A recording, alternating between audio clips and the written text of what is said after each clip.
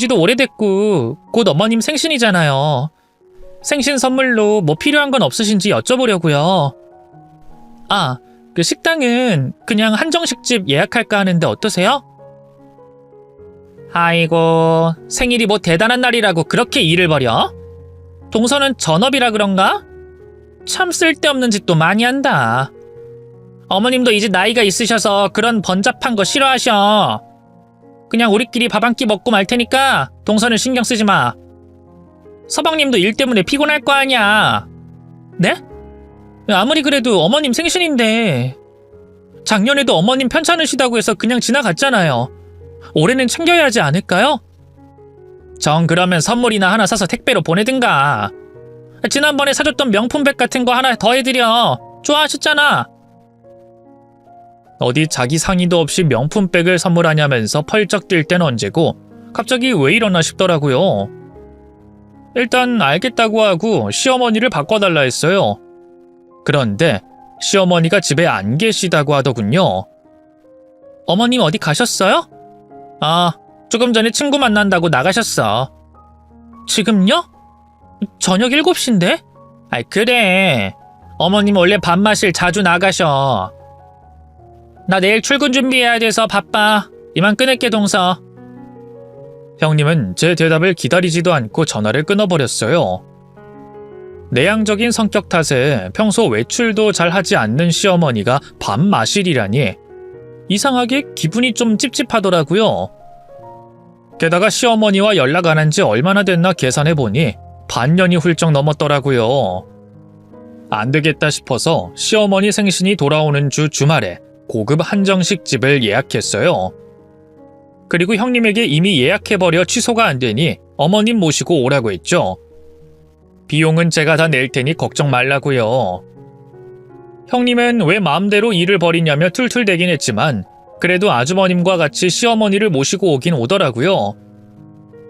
형님도 아주머님도 공짜로 비싼 밥을 먹을 수 있다는데 마다할 위인이 아니었죠. 그런데 식당에서 오랜만에 뵌 시어머니는 완전히 다른 사람 같았어요. 살이 어찌나 빠지셨는지 볼이 퀭하게 패였을 정도였고요. 그 희고 곱던 피부도 거무죽죽한 것이 무척 아파 보였죠. 저와 남편이 놀란 걸 눈치챘는지 시어머니가 어색한 미소를 지어 보였어요. 아유, 살이 좀 찐 것 같아서 친구들 따라 부지런히 등산을 다녔더니 이번엔 또 너무 빠졌지 뭐냐. 보기 흉하지? 저는 시어머니가 민망할까봐 얼른 고개를 저었어요. 아니요 어머님, 보기 흉하긴요. 여전히 고우세요. 근데 운동도 좋지만 잘 챙겨 먹는 것도 중요하잖아요.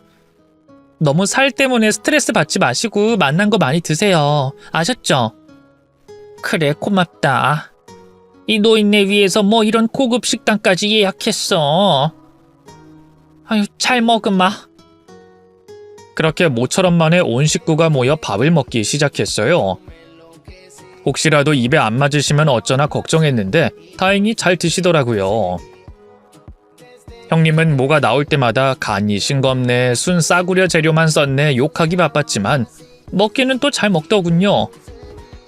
기왕 먹는 거 그냥 맛있다 해주면 될 것을.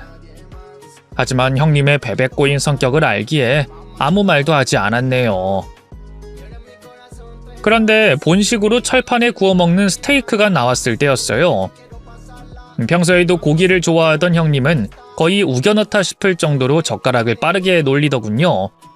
그런데 옆에 앉아있던 형곤이가 좀 있으셨나 봐요. 애들이 원래 한자리에 오래 앉아있는 걸 못하잖아요. 철판이 신기했는지 위험하게 자꾸 그쪽으로 손을 뻗더군요. 그러자 형님이 고기를 먹던 중에 왈칵 성을 냈어요. 아니 얘가 얌전히 좀 있으라니까? 어머님, 형곤이 좀 봐주세요. 아, 이러다 다치겠어요. 그래, 걱정 말거라. 시어머니는 바로 젓가락을 내려놓고 형곤이를 품에 안았어요. 늘 있던 일인 것처럼 너무 자연스럽더군요. 기가 막혀 입을 떡 벌리고 있는데 갑자기 형곤이가 싫어, 답답해, 나 내려줘 하면서 마구 난동을 부리지 않겠어요. 하도 몸부림을 쳐대는 통에 테이블 위에 있던 동치미 그릇이 형님 쪽으로 쏟아졌죠. 그러자 형님은 무시무시한 표정으로 시어머니를 노려봤어요. 사고를 친 건 자기 아들인데 말이죠. 어처구니 없는 일은 거기서 끝이 아니었어요. 글쎄 시어머니는 정말 자기가 사고를 친 것처럼 형님 눈도 못 마주치고 발발 떨기만 하더군요. 마치 주인 앞에 선 늙은 개를 보는 것 같았죠. 미안하구나. 애를 안아서 달래준다는 게 그만. 형곤이 밖에서 안으면 더 답답해하는 거 아시잖아요. 이게 뭐야? 새로 산 옷인데 다 버렸잖아요. 미안하다 어머마. 내가 잘못했다. 시어머니는 과하다 싶을 정도로 형님에게 사과했어요. 그런데도 형님은 좀처럼 표정을 풀지 않더군요. 그러자 잠자코 지켜보던 남편이 입을 열었죠. 엄마, 뭘 그렇게 사과해? 형곤이가 혼자 난리치다가 사고친 건데. 형님에게 직접적으로 뭐라고 한 건 아니지만 죄 없는 자기 엄마 그만 잡으라는 뜻이었죠. 그 말에 형님의 표정이 와락 구겨졌지만 다행히 뭐라고 더 입을 열진 않더군요. 그냥 가방을 챙겨 먼저 일어나더라고요. 이만 가자, 여보. 형군이 너도 그만 땡깡 부리고 일어나. 형님은 잘 먹었다 인사도 없이 식구들을 챙겨 나가버렸어요. 홀로 우두커니 남겨져 있던 시어머니도 허겁지겁 그 뒤를 쫓았죠. 괜히 내가 분위기 망쳐서 미안하다. 미안해. 오늘 맛있는 밥 사줘서 고맙고 나중에 또 보자꾸나. 급하게 인사하고 돌아서는 시어머니를 보는데 왜 그리도 마음이 안 좋던지요. 형님 앞에서 뭐라고 말도 못하고 덜덜 떨기만 하던 시어머니 모습이 좀처럼 머릿속을 떠나지 않더라고요. 혹시라도 아주버님과 형님한테 구박받으며 지내시는 건 아닐까 걱정이 되더군요. 하지만 형님을 통해서가 아니면 시어머니와 연락할 방도가 없으니 캐물을 수도 없고 형님에게 묻는다고 해서 제대로 된 대답을 들을 수 있을 것 같지도 않더라고요. 너무 답답했죠. 그래서 남편과 상의 끝에 그 주 주말 무작정 아주버님네로 쳐들어갔어요. 지나가는 길에 들렀다는 핑계를 댈 생각이었죠. 하지만 아무리 초인종을 눌러도 안에선 아무 응답이 없었어요. 형님에게 전화드리니 식구들끼리 다 같이 나들이를 나왔다 하더군요. 허탕쳤구나 싶어 그냥 돌아가려고 했는데요. 웬걸 아무도 없는 집안에서 달그락달그락 소리가 나지 않겠어요. 아주버님네 집이 옛날 복도식 아파트라서 복도 쪽으로 창문이 나 있었는데요. 자세히 살펴보니 반쯤 열려 있더라고요. 도둑이라도 들었나 싶어 그 창문 틈새로 집안을 살펴본 순간 저는 너무 큰 충격을 받고 말았습니다.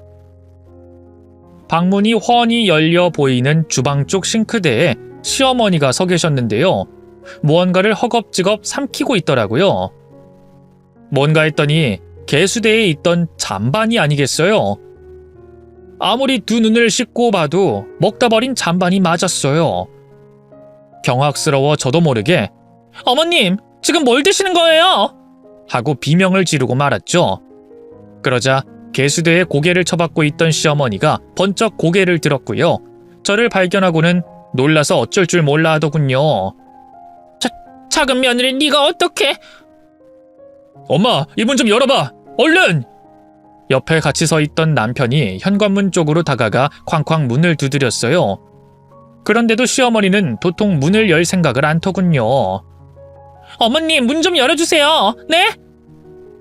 그냥 가거라. 큰 며느리가 절대 문 열어주면 안 된다고 했어. 그게 무슨 말도 안 되는 소리예요. 얼른 열어주세요. 네? 미안하다. 큰 며느리 말 안 들으면 난 이번에야말로 진짜 죽어. 지난번에도 형곤이 잘 못 봤다는 이유로 얼마나 혼났던지. 나 이거 훔쳐먹은 것도 큰 며느리한테 말하면 안 된다. 그럼 날 가만 안 둘 거야. 이번에야말로 정말 죽일지도 모른다고. 시어머니는 도통 알아들을 수 없는 말을 혼자 중얼중얼 거리셨어요. 이대로는 안 되겠다 싶어 아래층으로 내려가 경비실로 달려갔죠. 그리고 어머님 상태가 좀 이상하다고 문 좀 열어달라고 했네요. 다행히 경비 아저씨가 바로 마스터키로 문을 열어줬고요. 그제야 저는 시어머니를 만날 수 있었죠. 어머님 괜찮으세요? 방금 하신 말씀이 대체 뭐예요? 형님이 어머님한테 어떻게 했다고요? 그러나 시어머니는 제 물음엔 대답도 않고 갑자기 배를 움켜잡으셨어요. 둘째야, 나 너무 허기가 지는구나. 백가죽이 등에 달라붙은 것 같아. 제발 밥 좀 다오. 네 어머님 밥 드릴게요. 드시고 싶다는 거 다 사드릴게요. 그러니까 말씀 좀 해보세요. 형님이 어머님을 죽일지도 모른다니 그게 대체 무슨 말이에요?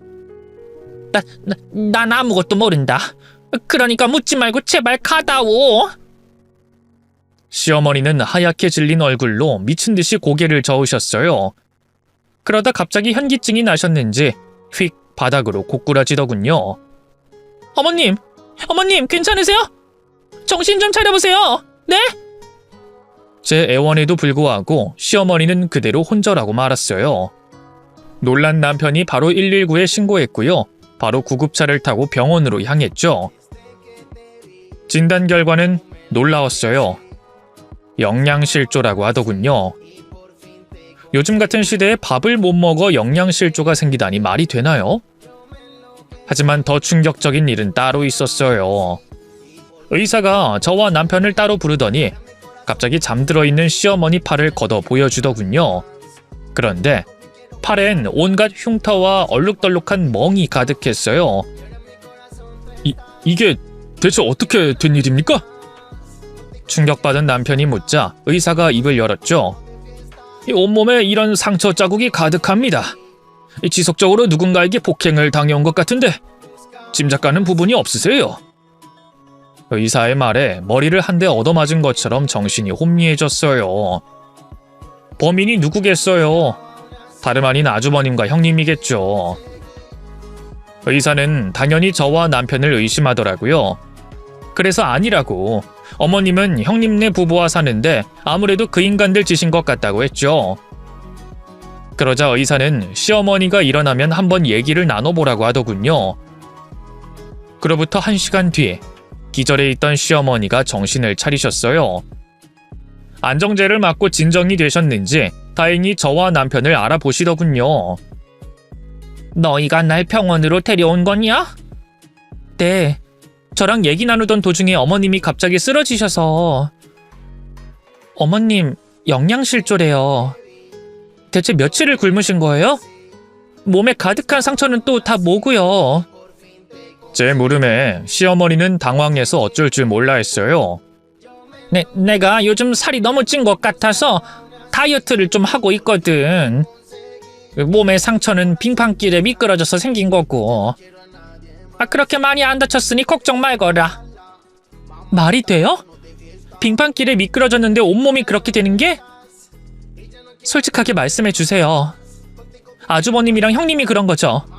아유 아니야. 그냥 내가 바보같이 넘어지는 바람에. 아주버님과 형님 얘기가 나오자 시어머니는 갑자기 또 불안 증세를 보였어요. 고개를 푹 숙이고 온몸을 덜덜 떨기 시작했죠. 그런 시어머니와 애써 시선을 맞췄어요. 그리고 두 팔을 벌려 있는 힘껏 꽉 안아드렸죠. 어머님, 제가 어머님 얼마나 사랑하는지 아시죠?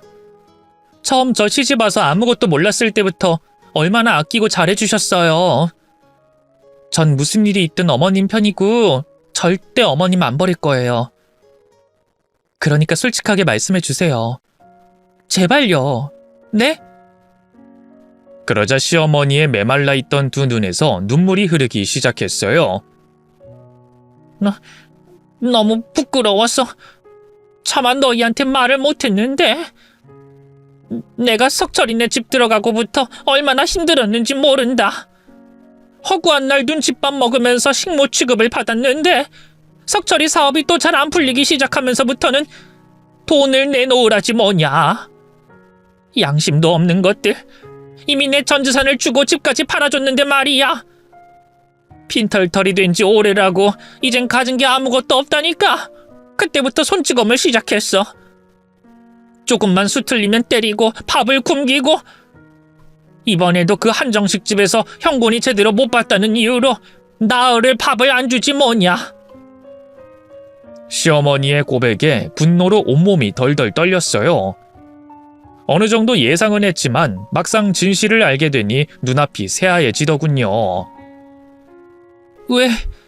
왜 저희한테 말씀 안 하셨어요? 하다못해 경찰에 신고라도 하시지. 그래도 자식인데 어떻게 내 손으로 그런 짓을 할 수 있겠니? 시어머니의 눈물 섞인 목소리를 듣던 남편이 벌떡 자리에서 일어났어요. 이 개만도 못한 년놈들! 내가 가만 안 둘 거야! 죽여버릴 거라고! 남편은 흥분해서 당장 아주버님네로 달려가려고 했어요. 그런 남편을 말리며 그 자리에서 바로 경찰을 불렀네요. 그리고 경찰을 대동해 바로 아주버님네로 쳐들어갔죠. 집에 도착해 시어머니가 없어진 걸 알았는지 형님에게서 미친 듯이 연락이 오고 있었는데요. 싹 다 무시하고 있다가 경찰을 대동해 가니 아주버님과 형님 얼굴이 아주 볼만하더라고요. 아니 동서, 갑자기 이게 무슨 경우야? 이 경찰들은 또 뭐고? 몰라서 물어요? 범죄를 저질렀으니 응당 그에 따른 죗값을 받아야죠. 그게 무슨 말이야? 범죄라니! 어머님 지금 병원에 있어요. 싱크대에서 잠반 주워 드시다가 갑자기 쓰러져서 모시고 갔더니 영양실조라대요? 거기에 몸에 흉터까지 빼곡한 게 의사 말로는 가정폭력이 의심된다 하더군요. 제 말에 아주버님과 형님의 얼굴이 새파랗게 질렸어요. 설마 내가 그랬다고 생각하는 건 아니지, 동서? 나 애들 가르치는 교사야. 그런 끔찍한 짓을 저질렀을 리 없잖아. 난 모르는 일이야. 어머님이 친구분들한테 따돌림이라도 당했나 보지. 정말 끝까지 잡아떼실 거예요? 경찰들 앞에서도 그럴 수 있을지 어디 두고 보자고요. 제 말이 끝나기가 무섭게 경찰들이 아주버님과 형님에게 다가갔어요. 둘 다 온갖 욕설을 퍼부으며 도망가려 하기에 결국 수갑까지 채웠죠. 난 우리 엄마 아들이라고! 며느리면 몰라도 아들인 내가 그런 짓을 왜 하겠어? 뭐야? 당신 지금 나한테 다 뒤집어 씌우는 거야? 어머님한테 먼저 손 올렸던 게 누군데? 당신이잖아! 그 입 안 닥쳐? 더 자주 때리고 욕한 건 너면서 누굴 발목 잡으려고 그래? 짐승만도 못한 두 년놈은 급기야 서로 죄를 떠넘기기 바빴어요. 경찰이 바로 옆에서 다 듣고 있는데 참 멍청하더군요. 그렇게 두 사람은 경찰서로 연행됐고요. 이내 길고 긴 경찰 수사가 시작됐습니다. 그 결과 드러난 진실은 너무나 충격적이었어요. 알고 보니 아주버님과 형님은 시어머니 앞으로 나오는 생명보험금을 노리고 있었더라고요. 그래서 일부러 가진 핑계를 대면서 밥도 안 주고 툭하면 폭력을 휘두르고 했던 거죠. 그러다 죽으면 사고사로 위장할 생각이었더군요. 둘 다 절대 아니라고 딱 잡아댔지만 손바닥으로 하늘을 가릴 수 있나요? 주고받은 문자 내역과 통화 기록에서 모든 죄가 낱낱이 밝혀졌죠. 시어머니 핸드폰을 없앤 것도 전부 형님 짓이었어요. 어머님이 사람들과 연락하면 혹시라도 자기들 지은 죄가 밝혀질까봐 그런 거였죠. 게다가 제가 그동안 어머님한테 선물했던 명품 가방이며 액세서리며 죄다 자기가 뺏어다 쓰고 있었더라고요. 그래서 이번에 어머님 생일 선물로 또 명품 가방을 달라고 한 거였어요. 자기가 쓸 요량으로 말이죠. 인간의 탈을 쓰고 어쩜 그럴 수가 있는지. 시어머니는 형님에게 하도 가스라이팅을 당해 정상적인 사고가 불가능한 상태였어요. 퇴원 후 저희 집으로 모셨는데도 어디서 발자국 소리만 들리면 깜짝깜짝 놀라고요. 아주버님과 형님 이름을 들으면 경기를 일으키셨죠. 가끔 저를 못 알아보고 엉뚱한 말을 하기도 하셨는데요. 의사 말로는 정신적인 충격이 커서 일시적으로 선망이 온 거라고 하더군요. 그 말을 들으니 어찌나 죄책감이 들던지요. 그 두 년놈의 성정을 뻔히 알면서 그냥 시어머니를 방치한 것 같아 마음이 안 좋더라고요. 그래서 더더욱 아주버님과 형님을 용서할 수 없었어요. 모든 방법을 총동원해서 그 년놈들에게 죗값을 치르게 하고 싶었죠. 친정 부모님에게 사정을 설명하고 돈을 빌렸어요. 그리고 대한민국에서 제일 유명한 로펌에서 일하는 유명 변호사를 선임했네요. 형사고소는 물론이고요. 따로 민사소송까지 걸었죠. 지리한 법적 다툼 끝에 아주머님과 형님은 1년 6개월의 실형이 선고됐어요. 민사소송 결과 몇천만 원대의 피해 보상금도 판결받았죠. 저지른 죗값에 비해서 처벌이 너무 가벼운 것 같아 속상하더라고요. 그래도 시어머니는 법의 심판을 받은 게 어디냐면서 이제 다 괜찮으니 그냥 빨리 잊고 싶다 하더라고요. 그간 오죽 마음고생했으면 저러실까 싶어 시어머니 몰래 얼마나 울었나 몰라요. 그래도 인과응보라는 게 있긴 한가 봐요. 아주버님과 형님의 인생은 출소 후 줄곧 내리막길을 걸었거든요. 형님은 전과가 생긴 게 소문나 다니던 사립중학교에서도 잘렸고요. 그 뒤로 아직까지 교편을 잡지 못하고 있어요. 교사라고 그렇게 잘난 척을 하더니 알고 보니까 기간제였지 뭐예요. 정규 교사가 아니었던 만큼 범죄 이력 때문에 재임용이 안 되는 것 같더라고요. 참 다행이죠. 그런 사람이 애들을 가르친다는 게 말이나 되나요? 아주버님은 가장 노릇을 하기는커녕 정신 못 차리고 계속 이런저런 사업을 벌였는데요. 하는 것마다 죄다 말아먹고 빚만 지더니 결국은 불법 사채에까지 손을 댄 모양이더라고요. 몇 년 전 남편에게 이자만이라도 갚을 수 있게 돈 좀 빌려달라고 연락이 왔었거든요. 당연히 남편은 단칼에 거절했고요. 결국 아주버님과 형님은 사채업자를 피해 야반도주했다고 하더군요.